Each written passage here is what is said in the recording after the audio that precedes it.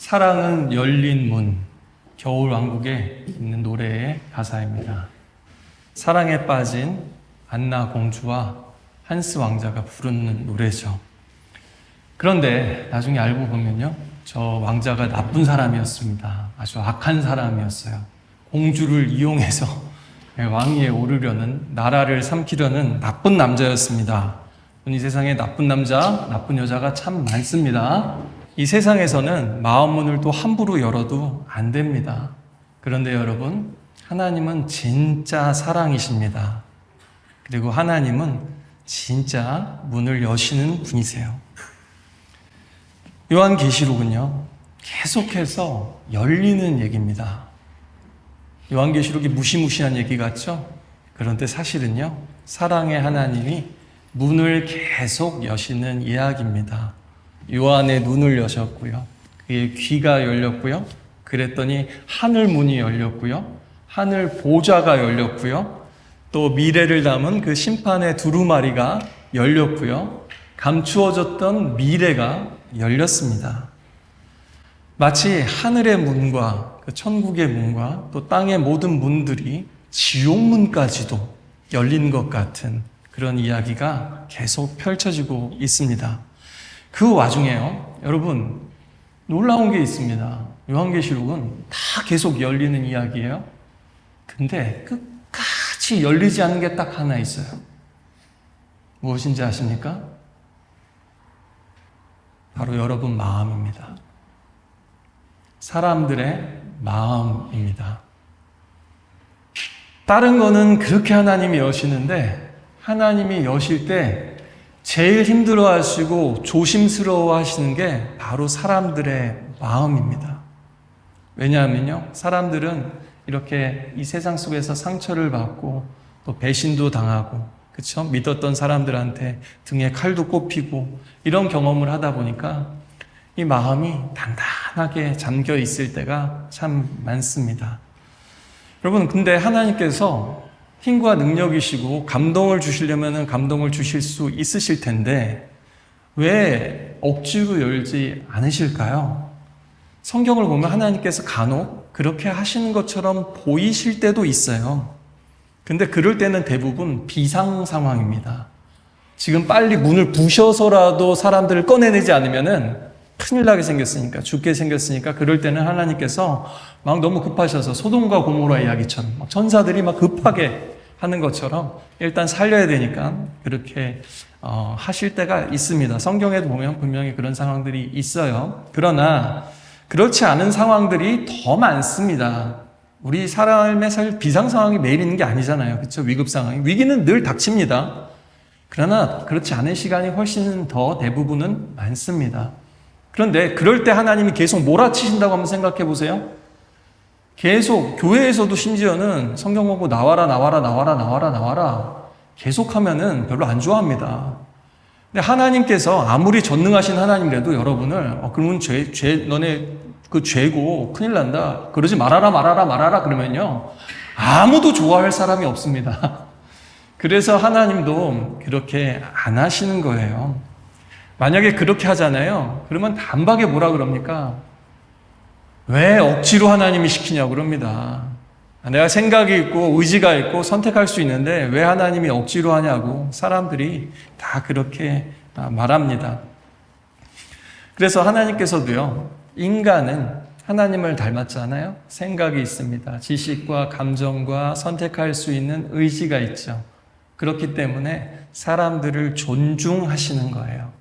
부모가 자녀들이 크면 어느 순간에 점점 더 그 선택을 존중해야만 하듯이 스스로 생각하고 판단할 줄 아는 인간이라는 존재, 하나님께서 문을 부수고 끌어내지 않으신다라는 겁니다.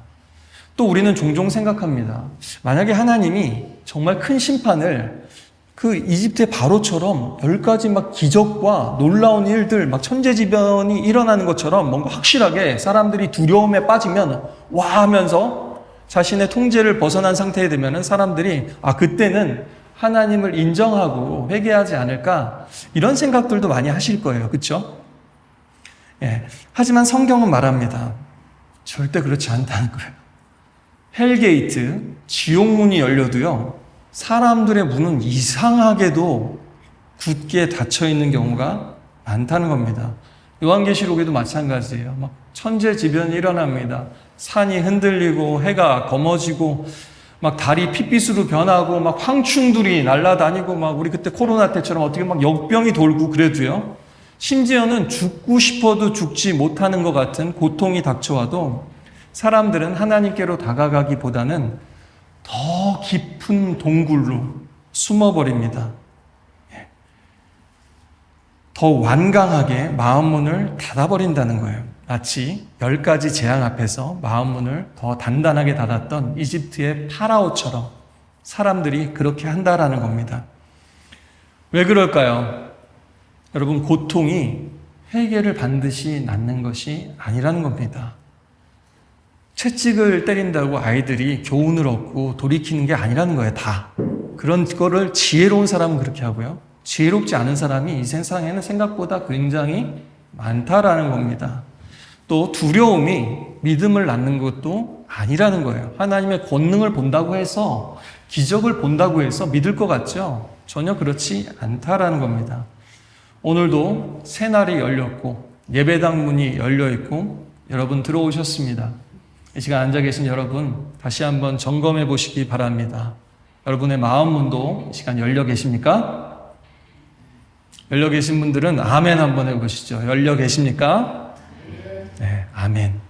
활짝 열려 있길 바랍니다. 우리의 눈과 귀가, 마음이 열려서 요한이 본 그림을 요한이 보고 들려주고 우리에게 다시 한번 머릿속에 띄워보라고 하는 그 비전과 환상을 여러분도 한번 머릿속에 띄워보시면서 우리가 그 하나님의 세계 속으로 같이 들어갔으면 좋겠습니다. 오늘은요, 또 다음 주도 재앙과 이 심판 앞에서 사람들의 반응에 대해서 살펴보려고 합니다. 오늘 두 가지인데요. 첫 번째는요, 회피와 도피입니다.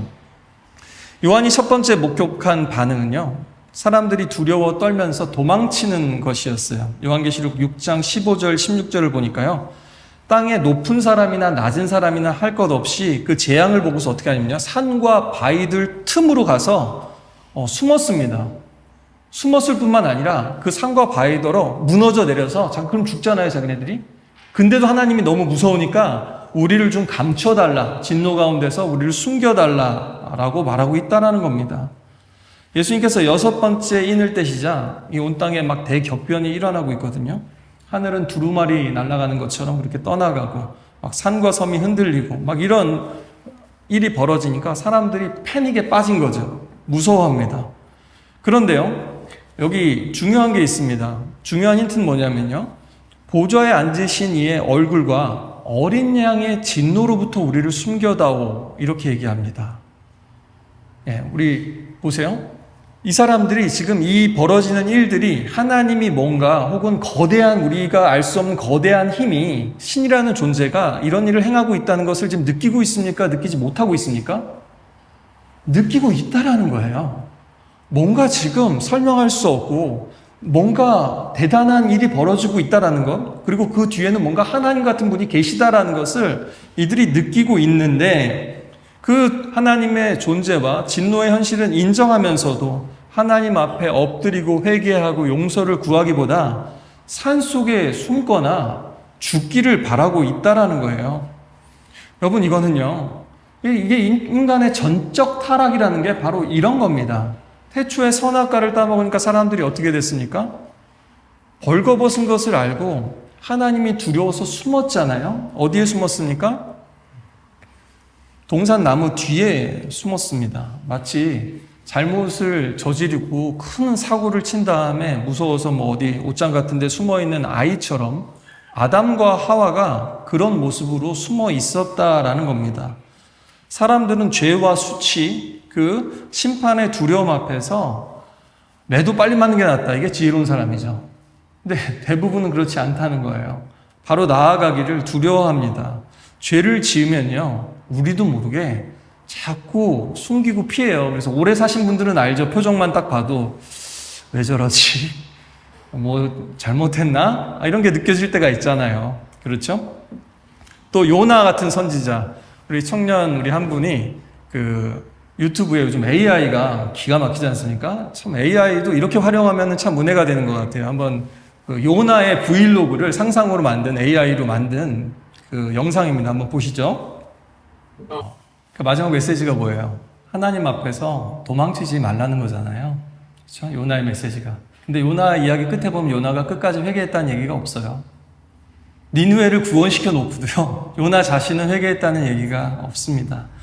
여러분, 이게 사람의 이 악한 본성이라는 거예요. 증거와 증인이 넘쳐나도요. 뭐 야당이든 여당이든 뭐 할 것 없이 뭐 청문회든 뭐 검찰이든 경찰이 수사를 받든지 똑같아요. 악합니다. 뭐라고 합니까? 물어보면 증거 다 갖고 와서 물어보는데 뭐라 그래요? 기억이 나지 않습니다. 정말이에요? 정말 기억나지 않아요? 모르쇠로 일관합니다. 우리 주변에서도 우리 자신들도 이런 모습이 참 많다라는 겁니다. 인생에 문제가 닥치거나 갈등이 생기잖아요. 그 근원을 직면하고서 인정하고 그것을 해결하려고 하기보다는 도피처로 숨는 경우가 너무 많다라는 거예요. 너무 일반적으로 뭐 술이나 도박, 뭐 게임, 소셜미디어 같은 데 빠진 사람들이 대체로 그런 겁니다. 그렇죠? 그런데요, 이런 거는 나쁜 거 다 알아요. 그렇죠? 근데 중요한 게 있어요. 아담이 어디 뒤로 숨었습니까?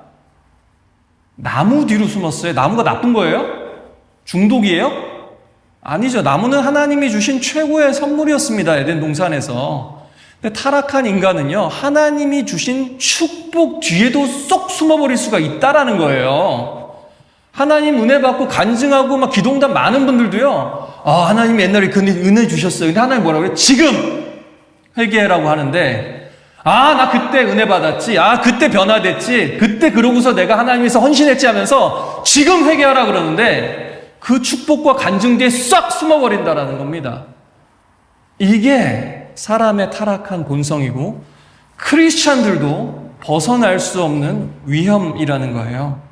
그래서 여러분, 건전한 취미 뒤에도 숨어버리잖아요. 지난번에 우리 남전도에서 여러분, 마라톤에 빠진 남자가 낫습니까? 낚시에 빠진 남자가 낫습니까? 그때도 고개해 주셨는데 도찐개찐 아니에요? 마라톤이니까 건강할 수도 있다 하지만요. 뭐 낚시에서 횟감이라도 가져오시면 좀 나을 수 있지만, 근데 밥 안 먹고 집에 와서 밥 먹으면 똑같다고 하더라고요. 건전한 취미라도요, 그 뒤에 숨어버릴 수 있습니다. 운동 뒤에 숨어버리시는 분들 계시고요. 심지어는 일 중독돼서 일에 숨어버리시는 분들 계시고요. 때로는 부부 간에 얘기를 해야 되는데 아이들 핑계대면서 육아 핑계대면서 그 뒤에 숨을 수도 있습니다. 저 같은 사람도 굉장히 위험해요. 왜요? 목사는 사역 뒤에 하나님을 위한 일이라고 하면서 뒤에 쏙 숨어버릴 수도 있습니다. 마치 계시록의 사람들이 산과 바위 틈에 숨는 것처럼 오늘도 많은 사람들이 두려움 속에, 사실은 무서운데 혼날까 봐, 나의 죄가 하나님 앞에 혹은 내 사랑하는 사람들 앞에 밝히 드러날까 봐 무서운 거예요. 사실은 부끄러운 거예요. 근데 그걸 직면해야 답이 있는데 자기만의 동굴로 숨어버리는 겁니다. 특히 여러분, 심리학이나 사회문화적으로 그 존 그레이인가요? 그 화성에서 온 남자 그 책 있잖아요. 그때도 나오지만 이게 많은 분석이 이루어졌는데요. 특히 남성들이 스트레스를 받을 때 문제나 갈등을 직면하면 이런 성향이 좀 더 크다고 합니다. 투쟁 도피 반응이래요. Fight or flight입니다. 싸우거나 아니면 도망치거나 둘 중에 하나라는 거예요. 즉 동굴에 들어가서 칩거하는 경향이 더 크다는데 대체로 동의합니다. 근데 요즘 세상은 그렇지도 않은 것 같아요. 남녀 차이보다 개인 차이가 훨씬 큰 것 같습니다. 저도 사역하다 보면요, 여자분이라도 똑같이 그럴 수도 있고요, 남자분이라도 훨씬 더 대화하면서 잘 풀어나가시는 분들도 있습니다.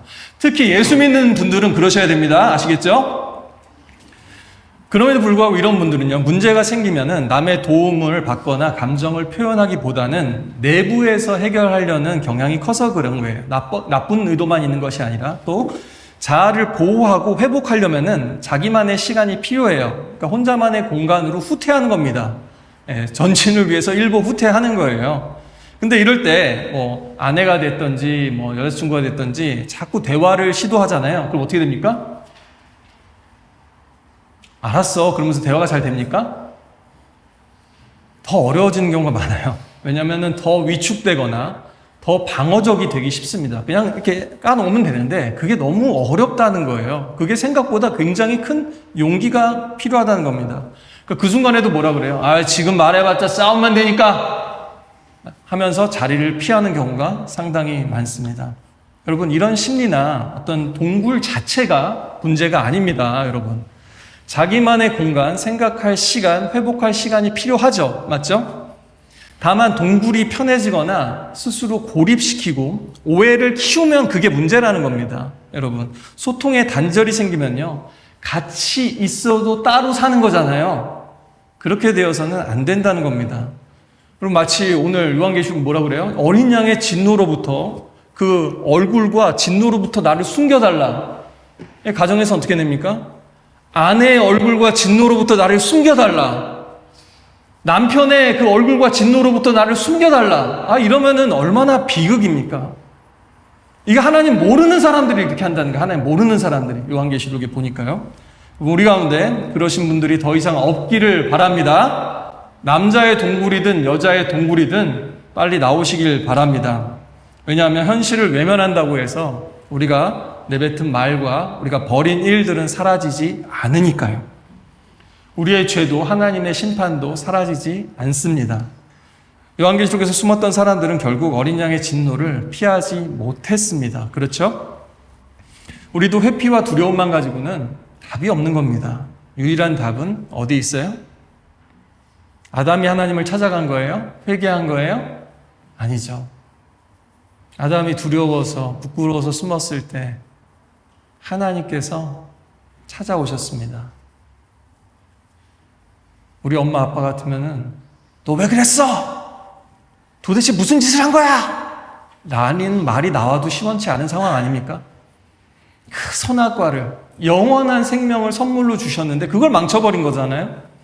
하나님과 영원히 사랑하면서 살 수 있었는데 그걸 망쳐버린 거잖아요. 얼마나 가슴 아프고 속상하셨겠어요? 그런데도 하나님은 사랑이십니다. 아담아, 네가 어디 있느냐? 여러분, 숨을 수 없어요. 하나님이 나무 뒤에 숨은 거 다 알고 계세요. 근데 여기서도 아담아 어디 있느냐라고 부르시는 의도는 뭐겠습니까? 숨어도 숨을 수 없고 숨겨도 숨길 수 없으니 자수해서 광명 찾자는 거잖아요. 빨리 와서 회개하면 조금이라도 언제나 하나님은 성경에서요, 징벌을 줄여주십니다. 감경해 주세요. 정상 참작을 해주세요. 우리 하나님은 또한 은혜를 베푸시는 하나님이시고요.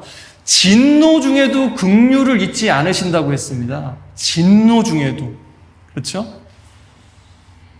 여러분, 유일한 답은 우리 하나님 안에 있는 줄 믿습니다. 그리고 그 사람들 보세요. 그 무화과 나무 잎사귀로 옷을 만들어서 가렸어요. 그 태초의 문화가, 이 패션 문화가요, 수치를 가리는 문화입니다. 지금 화려하고 명품인 것 같죠? 그 뿌리를 타고 올라가 보면요, 그런 걸로 자기의 수치와 죄를 가리는 거예요. 하나님 앞에서. 그 화려함으로. 근데 그 잎사귀가 며칠이나 가겠습니까? 하나님께서 어떻게 하세요? 짐승을 잡아서 피를 흘려서 가죽옷을, 튼튼한 가죽옷을 대신 입혀주셨습니다. 그게 하나님의 사랑이에요. 예수님은 어떻게 하셨습니까? 자신이 직접 희생 제물이 되셨어요. 그리고서 흰 옷을 입혀주셨습니다. 흰 옷을. 예수의 피로 빨아 하얗게 된 그 옷을 입혀주셨습니다. 심판과 두려움 앞에서 여러분, 도망치려는 마음 대신 용기를 내어서 하나님 앞에 나아가야 됩니다. 또 사랑하는 사람들 앞에도 나아가야 됩니다. 여러분, 죄 짓지 말아야 됩니다. 왜요? 죄를 지으면 관계가 깨지거든요. 죄를 지으면요, 다른 사람에게 상처를 주거든요. 그 데미지가 엄청나게 크거든요. 누구는 평생 회복되지 않는 트라우마와 상처 가운데 살아갑니다. 그 실수 한 번이, 엄마 아빠의 말 한마디가 평생 남을 수도 있습니다. 여러분, 죄 짓지 마십시오. 그렇지만 만약에 잘못을 했다면, 죄를 지었다면 어떻게 해야 돼요? 우리는 피할 수 없어요. 이 약한 세상 속에서. 죄를 지을 수밖에 없다고요. 그러면 어떻게 해야 돼요? 인정하고 고백하고 직면하면요, 용서와 구원의 길을 내시는 게 우리 하나님이십니다. 근데 우리는 어때요? 모면하고 피하려고 그래요. 그 순간만 넘기자. 그러면 안 됩니다. 상대방의 처분에 맡기는 거예요. 은혜를 구하는 거예요. 그럼 하나님을 닮은 사람들도요, 때로는 그럴 때 생각지 못한 은혜를 베풀 때가 굉장히 많습니다. 우리에게 필요한 것은, 따라해 보실까요? 회피가 아니라 회개입니다. 은폐가 아니라 은혜입니다. 우리 하나님은 회개할 때 은혜를 주시니까요. 또 여러분도 가족이 되었던, 이웃이 되었던, 누군가가 되었던 진심으로 그렇게 회개하고 은혜를 구할 때는요, 힘들지만, 가슴이 아프지만 받아주려고, 하나님께서 나를 받아주신 그 은혜와 사랑을 기억하시고 받아주려고 애쓰시길 바랍니다. 두 번째 반응은요, 절망과 자포자기입니다. 깊은 절망과 자기 파멸의 욕구예요. 7 나팔 재앙 중에서 5번째 나팔이 울려 퍼지니까 요한은 하늘에서 이 별이 떨어진 데에 타락한 천사입니다. 그리고 무저갱, 밑바닥 없는 깊은 구렁입니다. 그 열쇠를 받아서 환상을 봅니다. 이 무저갱은 일종의 지옥 감옥 같다고 생각하시면 되겠죠. 악한 영들이 활개치지 못하게 갇혀 있었던 시면입니다. 근데 그 별이 무저갱을 열자 거대한 연기와 함께 이 황충, 구약에 보면 메뚜기 떼 같은 거죠. 그걸 이제 군사나 역병 같은 거를 이제 메뚜기 떼가, 지금도 메뚜기 떼가 막 쓸잖아요. 아프리카 같은 데 가면, 그렇죠? 그런 것처럼 묘사를 한 겁니다.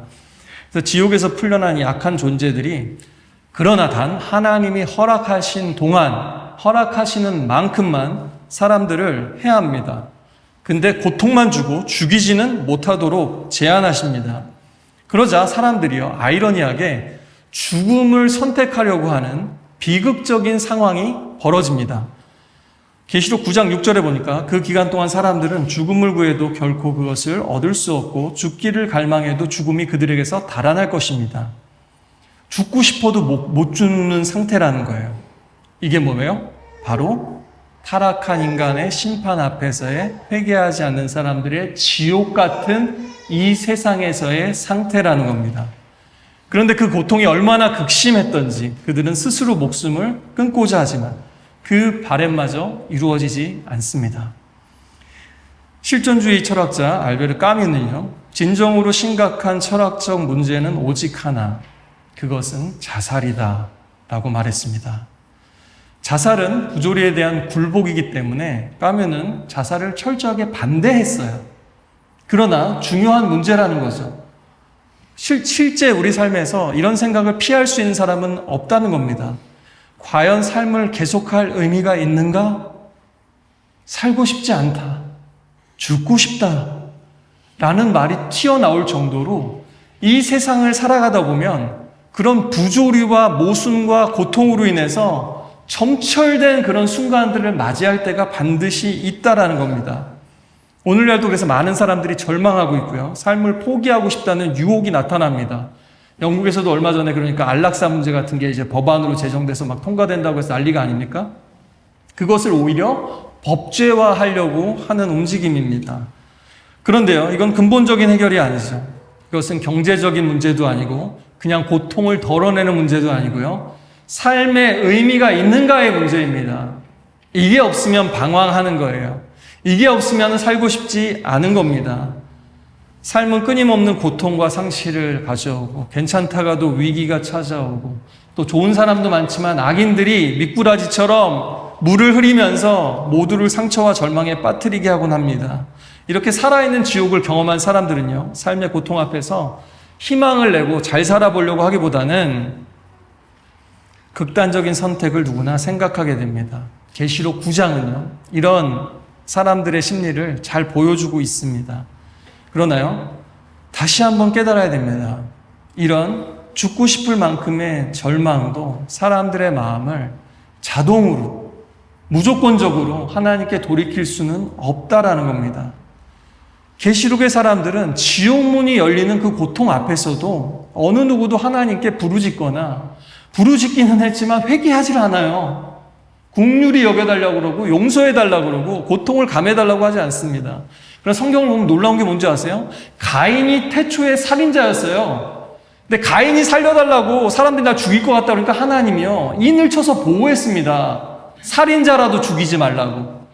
하나님은요, 악한 사람이라도 그렇게 부르짖고 고통 가운데 용서해달라고 그러고 조금 더 봐달라고 하면요, 은혜를 베푸신다니까요.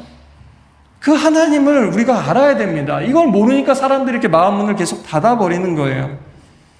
그리고요, 절망이 커지면 이렇게 자동으로 겸손해지는 것도 아니라는 거예요. 오히려 절망 가운데 우리의 마음이 왜곡돼서 하나님마저 외면하는 상태가 될 수도 있다라는 겁니다. 그래서 실존주의 철학자기도 하지만 기독교 철학자죠. 키에르케고어는 이렇게 말했죠. 절망을 죽음에 이르는 병이다. 죄의 본질은 절망이라고 했습니다. 절망을 그리고 세 가지로 나눠서 설명을 했어요. 첫 번째는 뭐냐면요, 자기가 절망하고 있다는 사실조차 모르는 절망이다. 인정이나 성취와 같은 사회적 역할에 갇혀버려서 진정한 자기 자신을 회피하는 상태.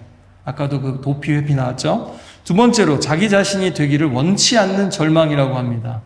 자기 내면의 상처, 죄, 그 삶의 무게를 견디기가 힘들어서 자기 자신을 부정하고 살아가는 상태를 말합니다. 세 번째는요, 가장 심각하고 반항적인 절망인데요, 자기 자신이 되기를 바라기는 바라지만 하나님 없이 되려는 절망입니다. 하나님을 의존하지 않고 의지하지 않고 자기 존재를 스스로 완성하려는 태도예요. 이것을 신을 대면하고도, 아까 요한계시록 사람들 신을 느낀 거예요. 느꼈음에도 고의적으로 거부하는 반역이라는 겁니다. 이것은 옳고 그름의 문제가 아니라 하나님과의 단절에서 비롯된 태도의 문제라는 겁니다. 선택의 문제라는 겁니다. 따라서 이 절망에서 벗어나는 유일한 길은 자기 자신을 하나님 앞에서 받아들이는 것이다 라고 얘기했습니다. 절망은 다른 말로 하면요, 자기를 자기로 받아들이지 못하는 거예요. 죄를 지어놓고 죄 지은 게 내가 아닌 것처럼 여긴다라는 거예요.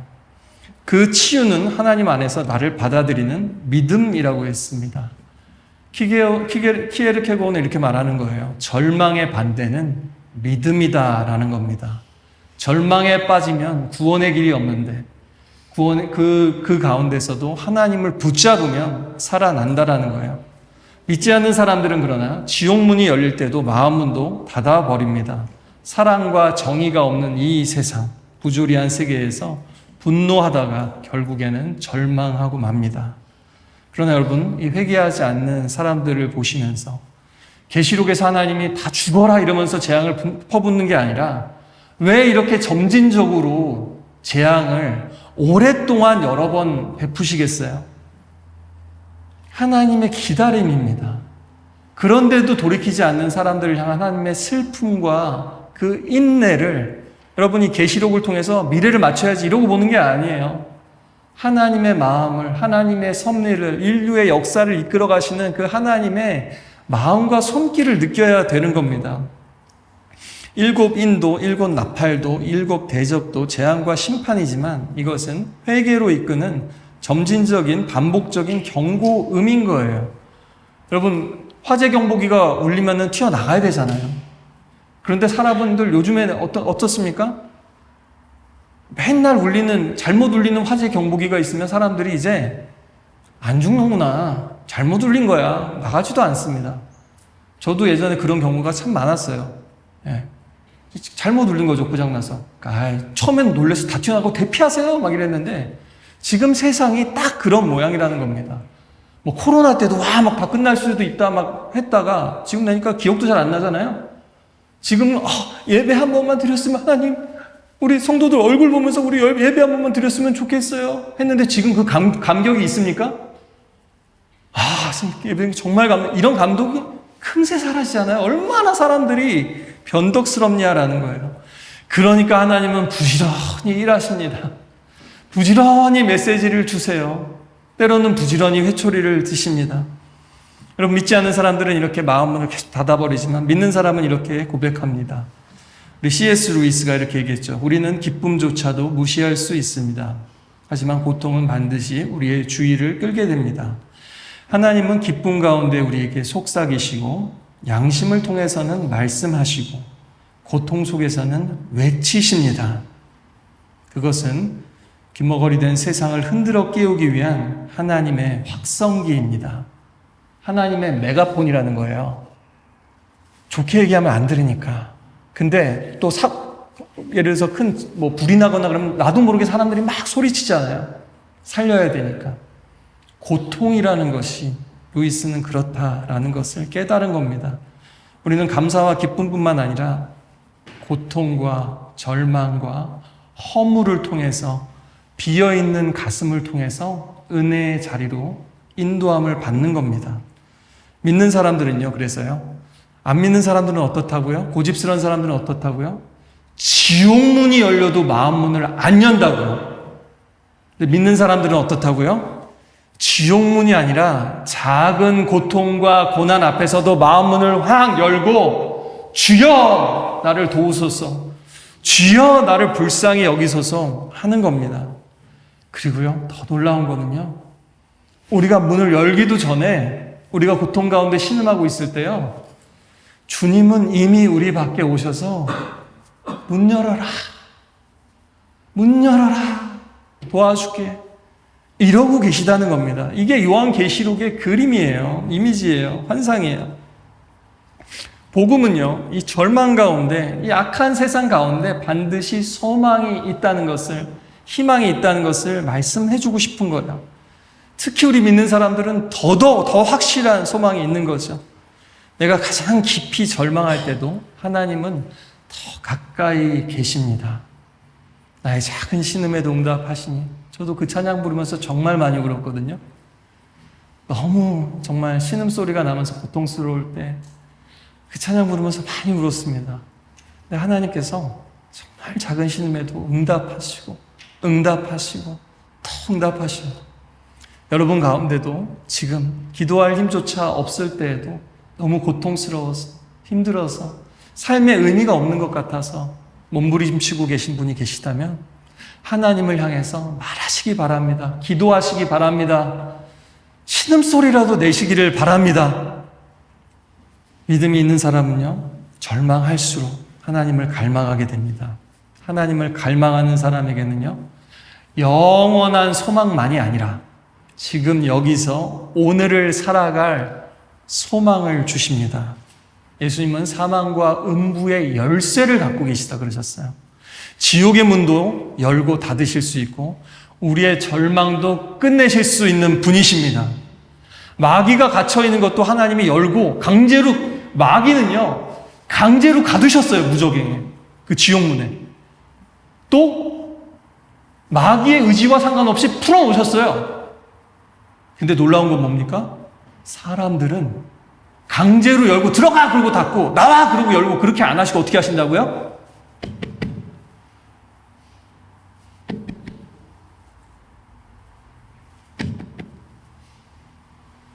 노크하고 계신다고요. 야! 이게 아니라 나 왔어. 나 여기 있어. 엉뚱한 사람 찾지 마. 엉뚱한 세상에 능력을 의지하지 마. 나 여기 있어. 이렇게 말씀하신다는 거예요. 저희 또 그 벨이 그 와이파이로 하는 건데요. 시원치가 않아요. 누르는데도 잘 핸드폰에 안 울릴 때, 인터넷이 시원치 않을 때가 있지 않습니까? 못 들어요. 혹은 애들이 두드리는데도 잘 안 들릴 때가 많더라고요. 그러면 어떻습니까? 애들이 밖에서 애가 타죠. 나중에는 막 화도 냅니다. 그런데요, 가족도 밖에서 5분, 10분 화내지 않고 기다리기가, 여러분 30도에 밖에서 5분만 기다려보세요. 네. 문 열어서 고마워 그러면서 웃으면서 빵긋 웃으면서 들어올 수 있겠습니까? 그런데요, 저도요, 여러분도요, 여러분 마음문 여시기까지 모태신앙이라 하시지라도 주님께서 할 때 네 알겠습니다 그러고 여섰어요? 얼마나 우리가 못 들었습니까? 얼마나 우리가 못 들은 척 했습니까? 우리가 얼마나 오래 주님을 기다리게 했습니까? 그런데도 주님이 밖에서 떠나셨습니까? 우리 주님은 그런 분이 아니십니다. 끝까지 그 주님의 마음을 경험하신 분들은요, 더 이상 주님을 기다리게 하지 마십시오. 회피하지 마십시오. 못 본 척, 못 들은 척 하지 마십시오. 혹은 아직도 그게 느껴지시지 않는 분이 계시다면은 교회에서든 어디서든 고통의 자리에서든 잠잠히 하나님을 향해서 귀를 기울여 보시기 바랍니다. 또 기도해 보시기 바랍니다. 놀라우신 주님께서 나를 기다리고 계셨다는 것을 반드시 느끼게 될 것입니다. 시를 하나 찾았습니다. 정호승 시인의 창문이라는 시가 있더라고요. 창문은 닫으면 창이 아니라 벽이다. 창문은 닫으면 문이 아니라 벽이다. 창문이 창이 되기 위해서는 창과 문을 열어놓지 않으면 안 된다. 나는 세상의 모든 창문이 닫기 위해 만들어진 게 아니라 열기 위해 만들어졌다는 것을 아는데 평생이 걸렸다. 지금까지는 창문을 꼭 닫아야만 밤이 오는 줄 알았다. 많은 사람들이 창문을 열었기 때문에 밤하늘의 별이 빛난다는 사실을 알지 못했다. 이제 창문을 연다. 당신을 향해 창문을 열고 별을 바라본다. 창문을 열고 나를 향해 손을 흔드는 당신의 모습이 보인다. 여러분, 이 시인이 노래한 것은 마음의 문이죠. 때로는 우리 마음에 쾅 하고 보이지 않지만 마음 문이 닫히는 소리가 생 하고 들리지 않습니까? 어떨 때는 문을 활짝 열면서 서로를 반기고 포옹하는 그 기쁨의 소리가 들리지 않습니까? 어떤 이들은 심판 앞에서 숨고 어떤 이들은 절망 속에 주저앉습니다. 하지만 주님께서는 숨어있는 자를, 숨기려고 하는 자들을 찾으십니다. 자포자기하는 자를 일으켜 세우십니다. 그리고 지금 이 순간에도 두드리고 계십니다. 여러분의 마음은 열려 계십니까? 함께 찬양하고 고백하겠습니다.